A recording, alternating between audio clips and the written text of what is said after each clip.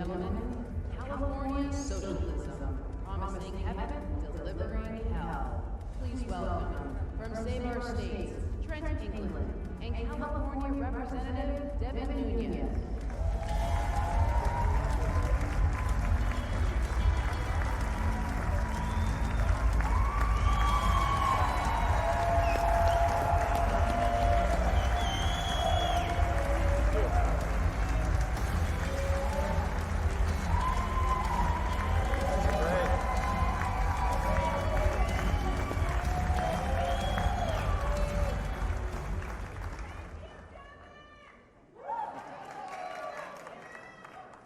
Absolutely. Isn't it good to be at CPAC? It's great to be back at CPAC.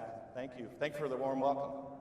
So we're going to talk about California, and everybody here knows California is not like Las Vegas. What happens in California doesn't stay in California. And we're seeing a lot of that with the Biden administration. You've been there, you've been representing California for some time. What do people need to know about what's happened in California? I mean, a state that used to be the emblem of middle-class success in America, where the middle class has now been hollowed out by these progressive policies. What is it that people need to know? Well, it's really how I got into politics was because of these radicals that started in the San Francisco Bay Area, and I always tell the story that I'm in the big San Joaquin Valley, the agricultural mecca of the world.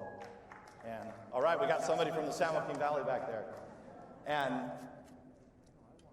what I always joke is in the 60s and 70s, they would drive through our area, smoking pot probably, and they'd smell some cows and they'd see some dust and they'd say, well, we got to get rid of all this. And then they'd go up into the mountains, smoke some more dope, and then they would go back. And then they became radicalized and they figured out that they could take over the government of San Francisco, they would take over the university. So a lot of this stuff that you see started in the 60s and 70s in the Bay Area. And they went on to Hollywood, they went on to the institutions. And we were essentially the guinea pigs because they used the green movement, right, which is really what I call the watermelon movement. It's green on the outside and red on the inside. And they targeted farmers, right? And it was always to save a little fish and, who wants to kill the little animals? And they turned it into that agriculture is somehow bad, and slowly they've been taking farmland out of production. And that's what got me into politics, because I grew up farming, and I said, what in the hell's going on here? I mean, we're good farmland is being idle. And a lot of people would say, don't they understand? And we initially had people within the state said, well, let's just give up a little bit. And then let's just give up a little bit more. And now what turned into a little bit is now soon going to be about 1 million acres of farm ground, most fertile farm ground in the world is going to be idle. So that's what got me into politics, was this radicalization. And then, of course, I've been warning people that what you see in California is coming to the rest of the country. And they have a plan to do that, right? I mean, they passed a giant slush fund bill through the House last night, in part to bribe other states to follow California's lead. Is that right? Yeah, so what people have to understand, this bill that they passed, this $2 trillion bill, this is about, it's a slush fund. And these guys are very predictable. They ran this play call before, people may forget, but when Obama was first elected back in 2009, what did they say? We have to have a stimulus bill or the whole economy is going to collapse. And so they passed roughly an $800 billion bill. Well, that money was then used over the next 4 years to buy votes, to give to their buddies, and I guarantee you most of that money did not end up in red states or Republican districts. It went to things like, this is another California special, high-speed rail. Which now is working great, right?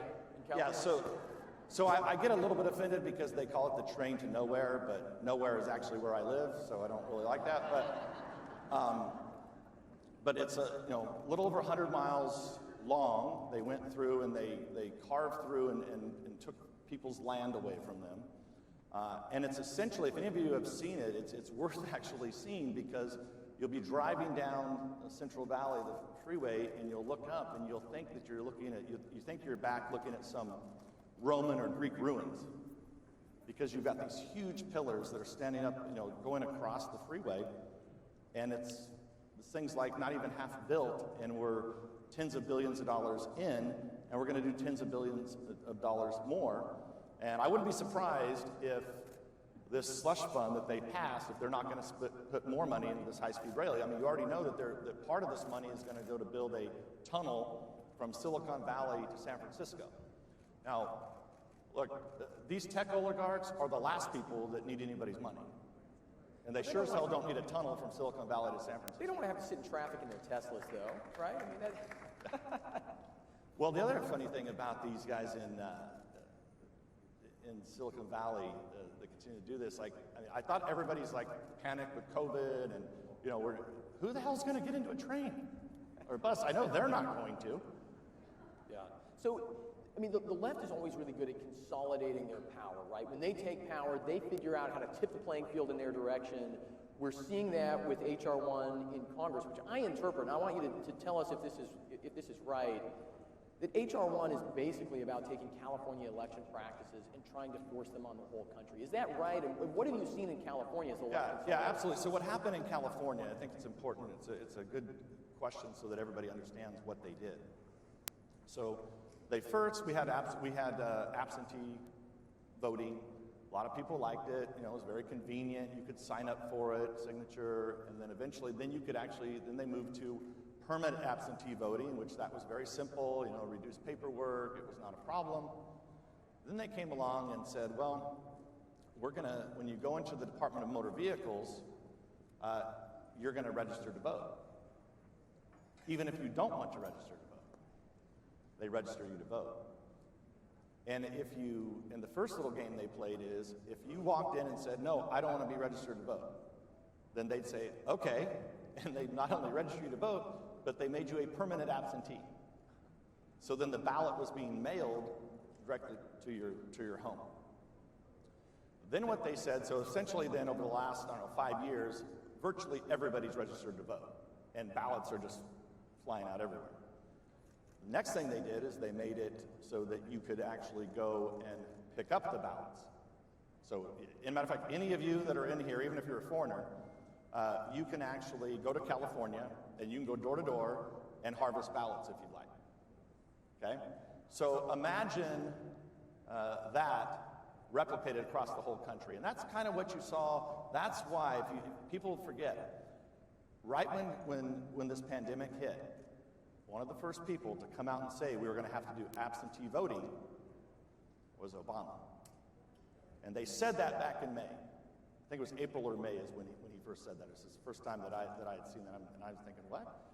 And then, of course, they went to all their friendly places they could get this done, and they essentially started the first step of saying that, well, everybody has to absentee vote, and we know what happened. Well, it's amazing because they talk about being progressive, but they're really rolling back progress, right? I mean, progress in elections used to mean allowing people to vote in private, where they couldn't be intimidated, and having a reliable process that was sort of transparent. I mean, how do we explain to the American people? You mentioned, voting by mail seems very simple. A lot of people, including a lot of Republican voters, especially older folks, they hear that and they say, well, it's easier, and we've got this pandemic going on. How do we help people? If they were actually doing it because they were trying to make it easier for people to vote, that would be one thing. And there are ways you could do it if you were truly trying to make absentee voting work and be safe and be secure, right? But they're not into it for that. So you might as well not even get into a dialogue about how to make that happen. So is there, this is a tough question, but what's the hope? I was going to say, is there hope for California? But there's always hope, right? I mean, this is a state that used to export John Ford movies and Ronald Reagan, and now it's exporting socialism to the rest of the country. But give us a glimmer of hope for the Golden State. Well, look, we have this recall effort that's going on.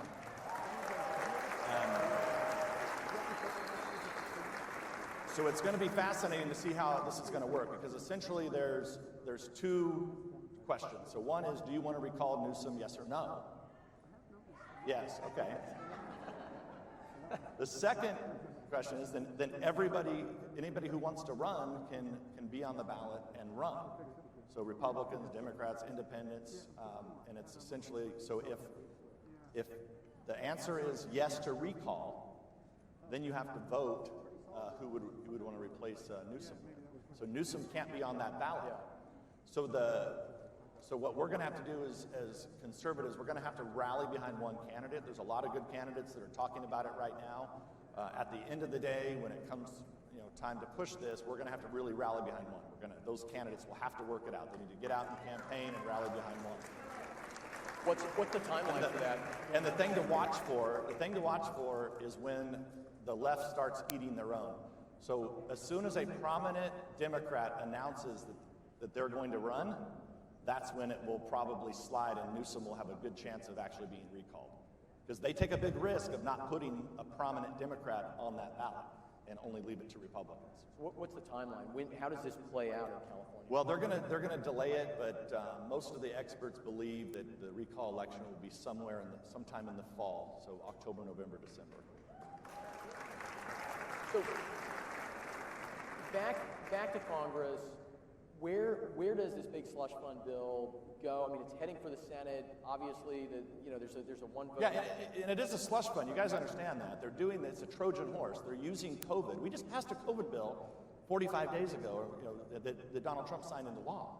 They haven't even spent all that money yet. And so this is going to be their slush fund for the next 4 years. To buy votes, give money to their friends. I mean, remember Solyndra? Remember that? Everybody forgets this stuff. Cash for clunkers, all those good things. That's, they'll probably won't make those mistakes, but they are going to do this tunnel supposedly.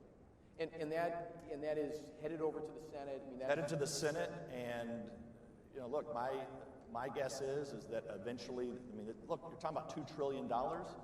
They're going to be able to get to 50 votes. They're going to buy the votes up. Ladies and gentlemen, will you join me in thanking California Representative Devin Nunes? Thank you, guys.